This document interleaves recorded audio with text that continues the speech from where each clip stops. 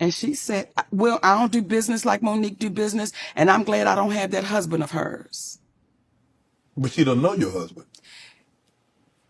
And when I saw that, it's like, Tiffany, if you had a husband like mine, you may not have 2 DUIs. If you had a husband like mine, you may. So hey y'all, welcome back. Monique is out here on Club Shay and exposing everybody, and I am here for it always because I love Monique. And when she was out here trying to get, everybody's attention about how much black women are getting paid in Hollywood, nobody was standing up for her. And if you watch my other video about that, that's what I was saying. Well, basically, she's out here exposing Oprah, Taraji P. Henson, Tiffany Haddish, her ghetto self, and all these other people who have been coming for her, and I'm here for all of it. DL Hughley is definitely one of the crazy ones that she really talk about, and plus Tyler Perry.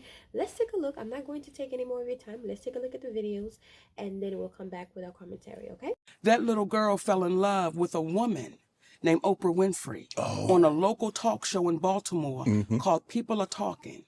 And when I looked at that woman, Shannon, I saw me. I saw a big woman with a big head, big shoulders, and big feet. And I said, if that woman can do that, so can I.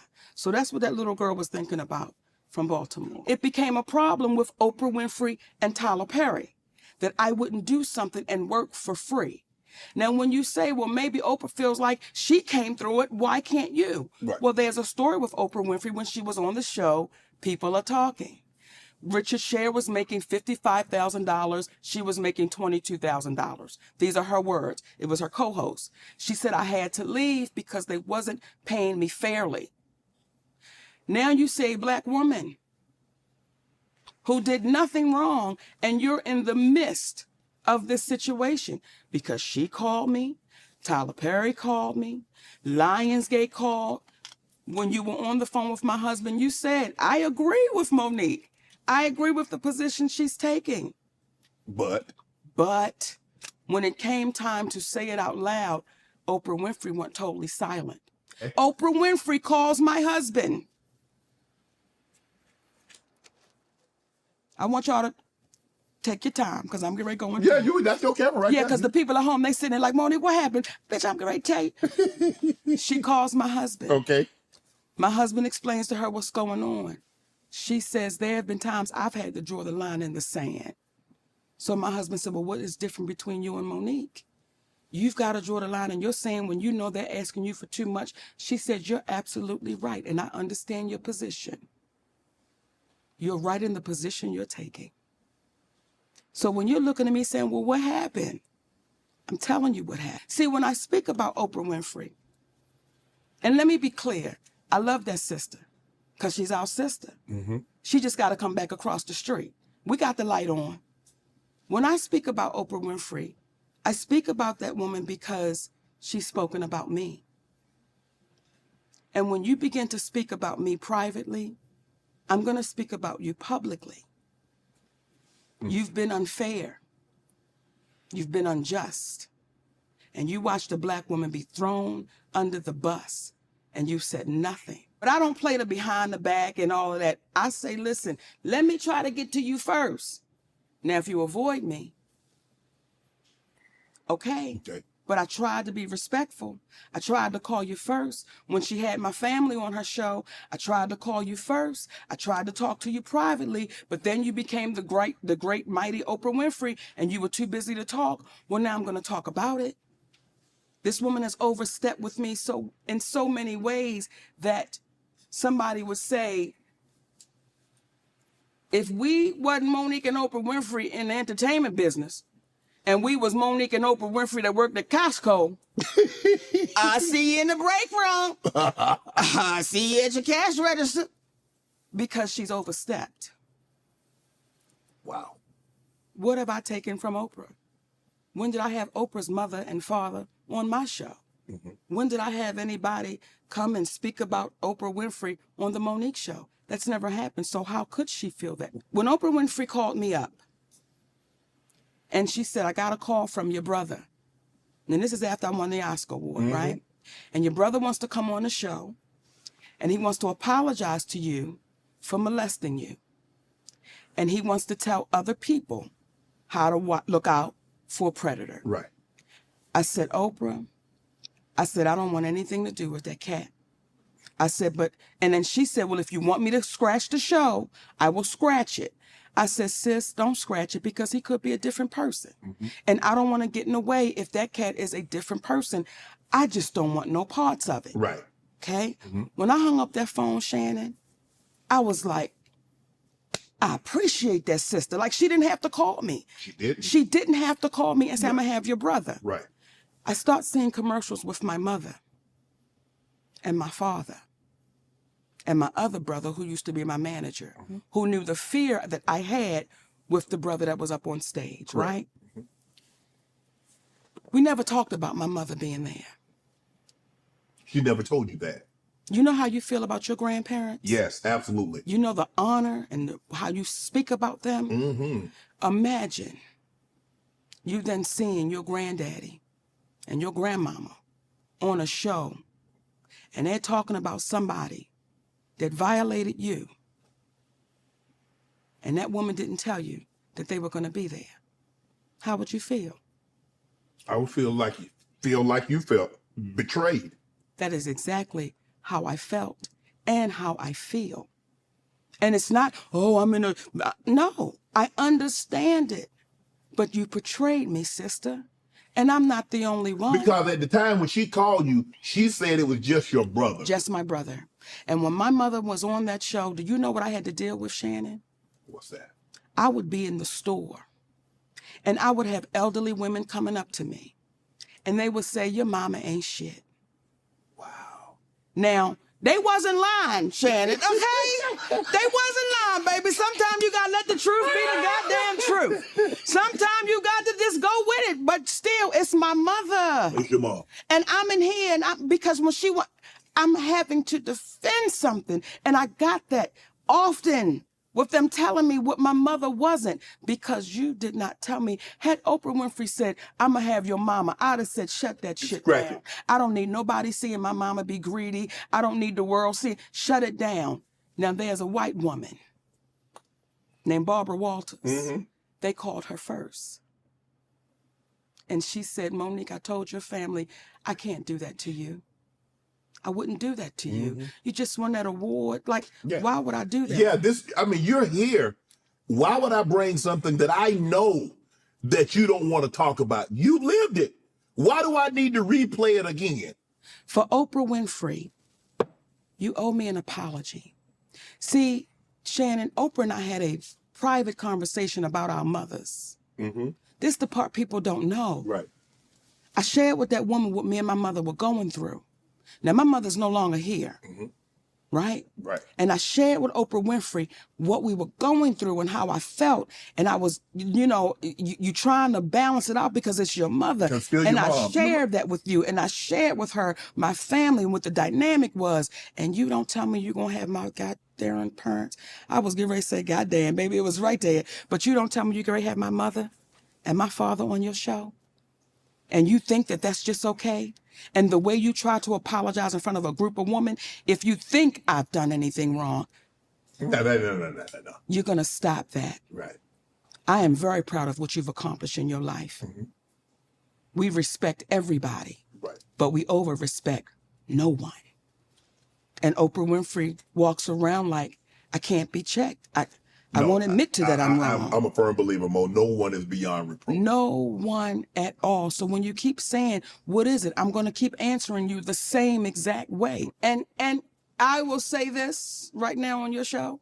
I still love y'all. We still love y'all. My husband would always say, Mama, we ain't calling nobody out. We're calling them up. And if we continue to call us up on our doings that are not right, we get better as a people.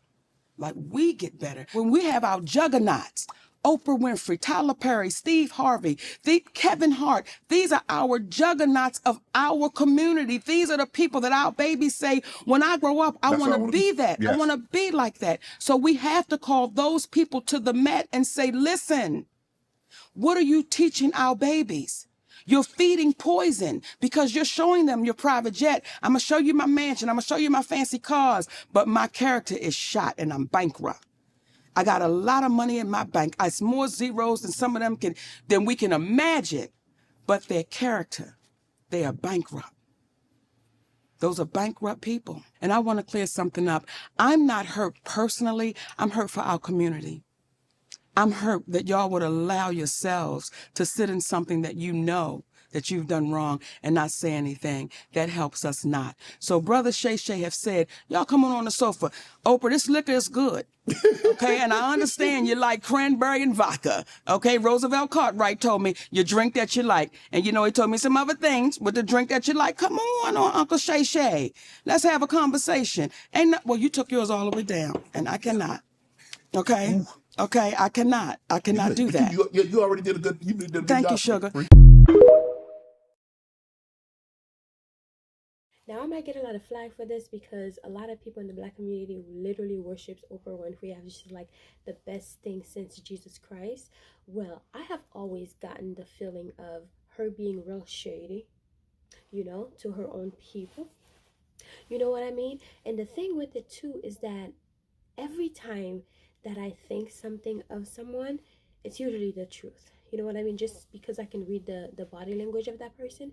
And with me, don't get me wrong, we're not telling everybody to try to save the Black community, right? And I do agree that you should start with yourself. If you're trying to, you know, elevate yourself, you start with yourself. But Oprah, she is something else. She's like one of those coons and coonettes. She's giving like coonette kind of energy. And she's giving, I'm only looking out for myself and I don't care about anybody else. So yeah, I'm here for Monique and all her rant about Oprah Winfrey because to me, she's trash.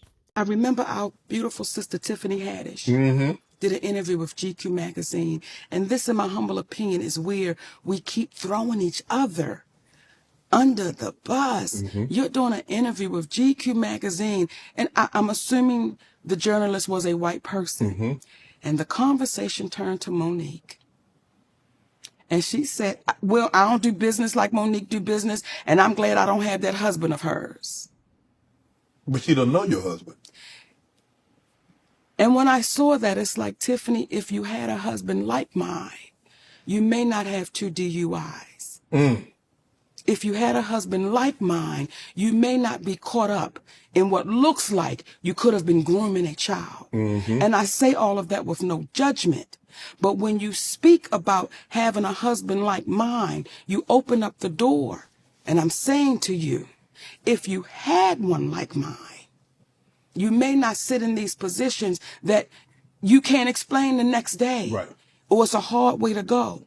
I'm so glad she addressed the whole Tiffany Haddish situation because Tiffany Haddish is just out here just being the worst of the worst. Yeah, she's rich and she got money, but she looked like she belonged on the streets.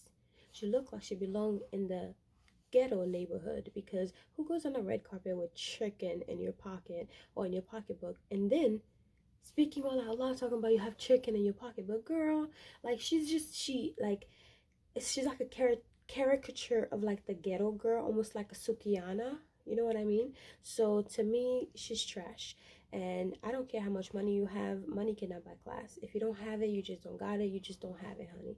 And Tiffany Haddish is just one of those people that I feel all the money she has, she will always be that girl, you know? It's like oh, well, I'm never gonna change, you know, because I like who I am kind of thing. Well, if who you are is just so embarrassing and it's too much, I don't know. Maybe you do need to change something or two. I'm going to bring this up. I wasn't going to do it. But damn it, this seat. I say, you might want to have another sip over. This seat make you go, truth, tell it. No, tell the damn truth. God damn it, tell the truth. Because family is sacred. It's supposed to be. And we don't cross the line with family. And people begin to get comfortable to jump on the Monique bandwagon of Monique doing things wrong and she doing this and she doing that. And there's a brother named D.L. Hughley. Yep. And until he take accountability, I won't let it go. What? Because, what would you get ready to say? I was going to say, what did DL do? Let me tell you. Baby, that voice went up, didn't it? DL is friend. He like, that's my friend. No, I've met DL on several occasions. I don't know DL like that. Okay. Do I know DL say like I know an earthquake? No. Do I know since I've interviewed Cat, had several conversations with him, do I know DL on that level? No.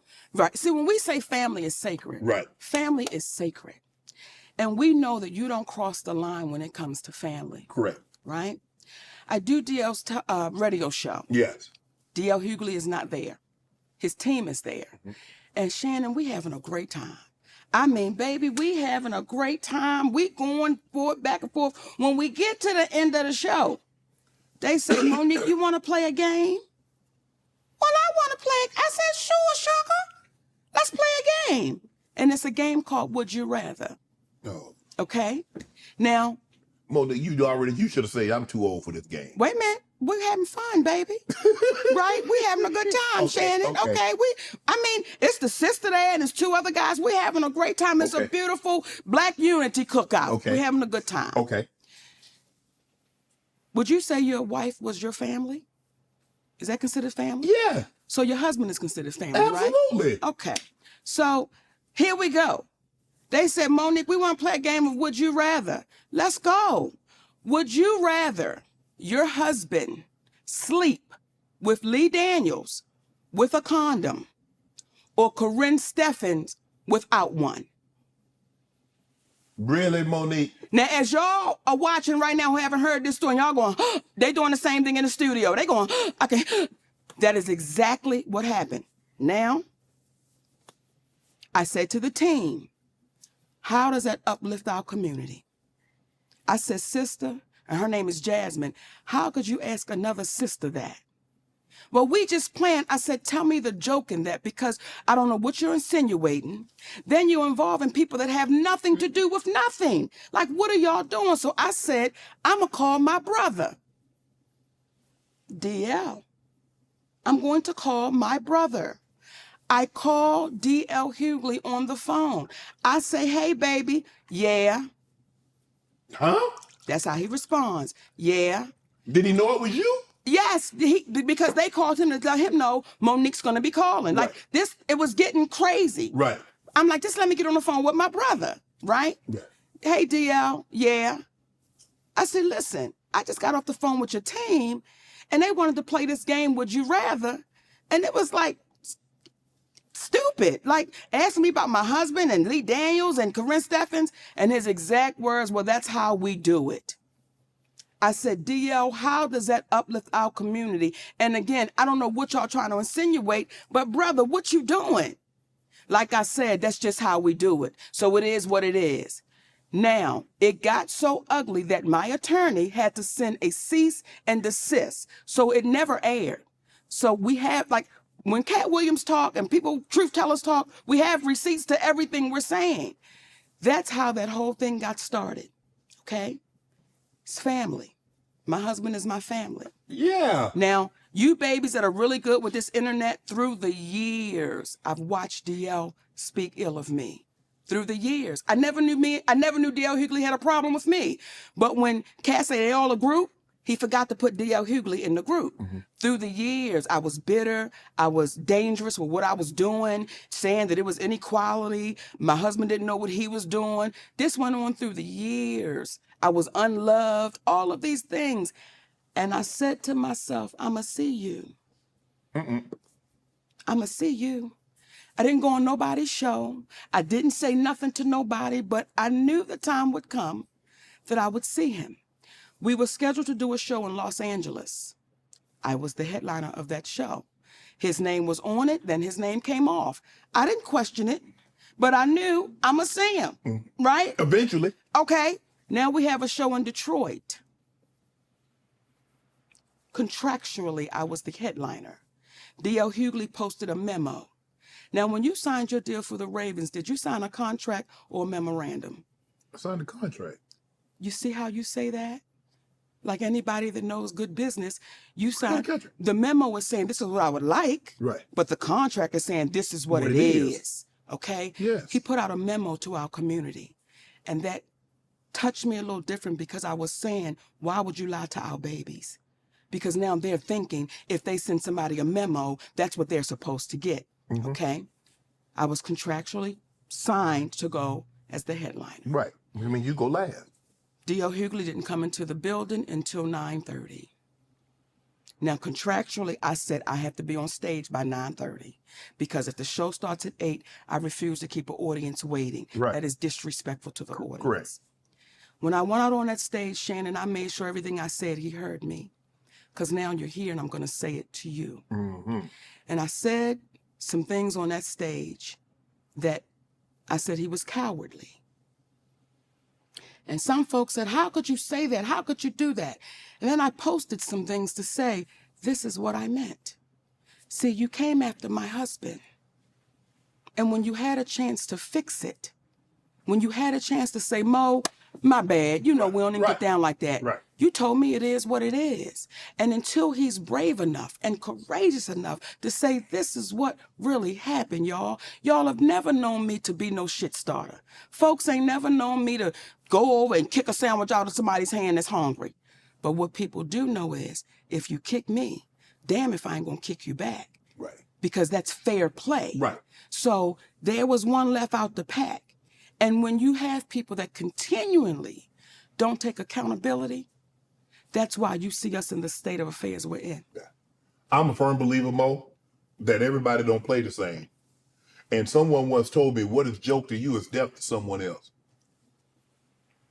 What is joke? That's why we don't play with people's families. And D.L. Hughley, please, no, brother, we still love you. Just take accountability for it.